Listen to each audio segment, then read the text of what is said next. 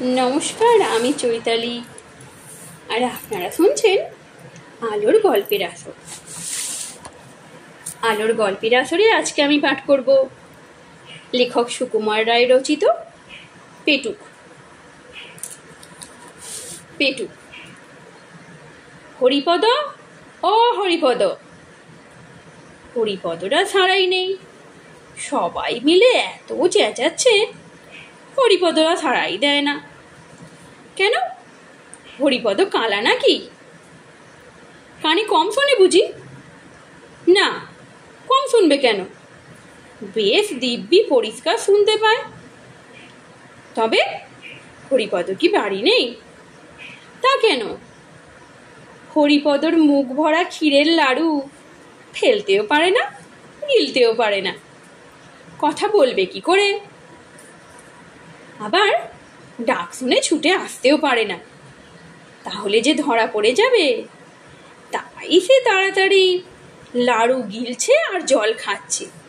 আর যতই গিলতে যাচ্ছে ততই গলার মধ্যে লাড়ুগুলো আঠার মতো আটকে যাচ্ছে। বিষম খাবার জোগাড় আর কি। এটা কিন্তু হরিপদর ভারী বদ অভ্যাস। এর জন্য কত ধমক, কত শাসন, কত শাস্তি, কত সাজাই যে সে পেয়েছে। তবু তার আক্কেল হলো না। তবু সে লুকিয়ে চুরিয়ে পেটুকের মতো খাবেই। যেমন হরিপদ তেমনি তার ছোট ভাইটি। এদিকে পেট রোগা, দুদিন অন্তর অসুখ লেগেই আছে। ও হ্যাংলামি তাদের আর যায় না। যেদিন শাস্তিটা একটু শক্ত রকমের হয়, তারপর কয়েকদিন ধরে প্রতিজ্ঞায় থাকে, এমন কাজ আর করবো না। যখন অসময়ে অখাদ্য খেয়ে রাত্রে তার পেট কামড়ায়, তখন কাঁদে আর বলে, আর না, এইবারই শেষ। কিন্তু দুদিন না যেতেই আবার যেই সেই। এই তো কিছুদিন আগে পিসিমার ঘরে দই খেতে গিয়ে তারা জব্দ হয়েছিল, কিন্তু তবু তো লজ্জা নেই। হরিপদর ছোট ভাই শ্যামাপদ এসে বলল, দাদা শিগগির এসো, পিসিমা এইমাত্র এক হাঁড়ি দই নিয়ে তার খাটের তলায় লুকিয়ে রাখলেন। দাদাকে এত ব্যস্ত হয়ে এ খবরটা দেবার অর্থ এই যে পিসিমার ঘরে যে শিকল দেওয়া থাকে, শ্যামাপদ সেটা হাতে নাগাল পায় না। তাই দাদার সাহায্য দরকার হয়। দাদা এসে আস্তে আস্তে শিকলটা খুলে আগেই তাড়াতাড়ি গিয়ে খাটের তলায় দইয়ের হাঁড়ি থেকে এক খাবলা তুলে নিয়ে খপ করে মুখে দিয়েছে। মুখে দিয়েই চিৎকার। কথায় বলে ষাঁড়ের মতো চেঁচাচ্ছে, কিন্তু হরিপদর চেঁচানো তার চাইতেও সাংঘাতিক। চিৎকার শুনে মা, মাসি, দিদি, পিসি যে যেখানে ছিলেন সব কি হলো কি হলো বলে দৌড়ে এলেন। শ্যামাপদ বুদ্ধিমান ছেলে, সে দাদার চিৎকারের নমুনা শুনেই দৌড়ে ঘোষেদের পাড়ায় গিয়ে হাজির। সেখানে অত্যন্ত ভালো মানুষের মতো তার বন্ধু শান্তি ঘোষের কাছে পড়া বুঝে নিচ্ছে। এদিকে হরিপদর অবস্থা দেখে পিসিমা বুঝেছেন যে হরিপদ দই ভেবে তার চুনের হাঁড়ি চেখে বসেছে। তারপর হরিপদ যে সাজা! এক সপ্তাহ ধরে সে না পারে চিবোতে, না পারে গিলতে। তার খাওয়া নিয়েই এক মহা হাঙ্গামা, কিন্তু তবু তার লজ্জা নেই। আজ আবার লুকিয়ে কোথায় লাড়ু খেতে গিয়েছে। ওদিকে মামা তো ডেকে ডেকে সারা। খানিক বাদে মুখ ধুয়ে মুছে হরিপদ ভালো মানুষের মতো এসে হাজির। হরিপদর বড় মামা বললেন, কিরে, এতক্ষণ কোথায় ছিলি? হরিপদ বলল, এই তো উপরে ছিলাম। তবে আমরা এত চেঁচাচ্ছিলাম, তুই জবাব দিচ্ছিলি না কেন? হরিপদ মাথা চুলকাতে চুলকাতে বলল, আগে জল খাচ্ছিলাম কি না। শুধু জল নাকি স্থলও ছিল? হরিপদ শুনে হাসতে লাগলো, যেন তার সঙ্গে ভারী একটা রসিকতা করা হয়েছে। এর মধ্যে তার মেজ মামা মুখখানা গম্ভীর করে এসে হাজির। তিনি ভিতর থেকে খবর এনেছেন যে হরিপদ একটু আগেই ভাড়ার ঘরে ঢুকেছিল। তারপর থেকেই প্রায় 10-12টা ক্ষীরের লাড়ু কম পড়েছে।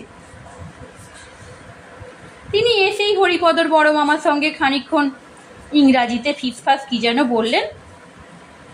তারপর গম্ভীরভাবে বললেন, বাড়িতে ইঁদুরের যেরকম উৎপাত, ইঁদুর মারবার একটা কিছু বন্দোবস্ত না করলে আর চলছে না।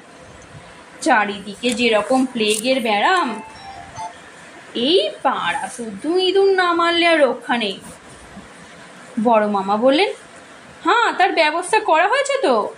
দিদিকে বলেছি সেঁকো বীজ দিয়ে লাড়ু পাকাতে, সেইগুলো এবার ছড়িয়ে দিলেই ইঁদুরের বংশ নির্বংশ হবে।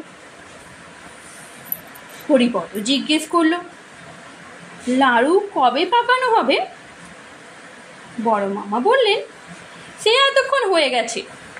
সকালেই টেপিকে দেখছিলাম এক থালা ক্ষীর নিয়ে দিদির সঙ্গে লাড়ু পাকাতে বসেছে। হরিপদর মুখখানা আমসির মতো শুকিয়ে এলো। সে খানিকটা ঢুকলে বলল, সেঁকো বীজ খেলে কি হয় বড় মামা? হবে আবার কি, ইঁদুরগুলো মারা পড়ে, এই হয়। আর যদি মানুষে এই লাড়ু খেয়ে ফেলে? তাই একটু আধটু যদি খেয়ে ফেলে তা নাও মরতে পারে। গলা জ্বলবে, মাথা ঘুরবে, বমি হবে, হয়তো হাত পা খিঁচবে। আর যদি একেবারে 11টা লাড্ডু খেয়ে ফেলে? বলে হরিপদ ম্যা করে কেঁদে ফেলল। তখন বড় মামা হাসি চেপে অত্যন্ত গম্ভীর হয়ে বলল, বলিস কি রে, তুই খেয়েছিস নাকি? হরিপদ কাঁদতে কাঁদতে বলল, হ্যাঁ বড় মামা, তার মধ্যে 5টা খুব বড় ছিল। তুমি শিগগির ডাক্তার ডাকো বড় মামা, আমার কিরকম গা ঝিমঝিম আর বমি বমি করছে। মেজ মামা দৌড়ে গিয়ে তার বন্ধু রমেশ ডাক্তারকে পাশের বাড়ি থেকে ডেকে আনলেন। তিনি প্রথমেই খুব একটা কড়া রকমের তেঁতো ওষুধ হরিপদকে খাইয়ে দিলেন। তারপর তাকে কি একটা শুঁকতে দিলেন। আর এমন ঝাঁঝ যে বেচারা 2 চোখ দিয়ে দরদর করে জল পড়তে লাগলো। তারপর তারা সবাই মিলে লেপ কম্বল চাপা দিয়ে তাকে ঘামিয়ে অস্থির করে তুলল।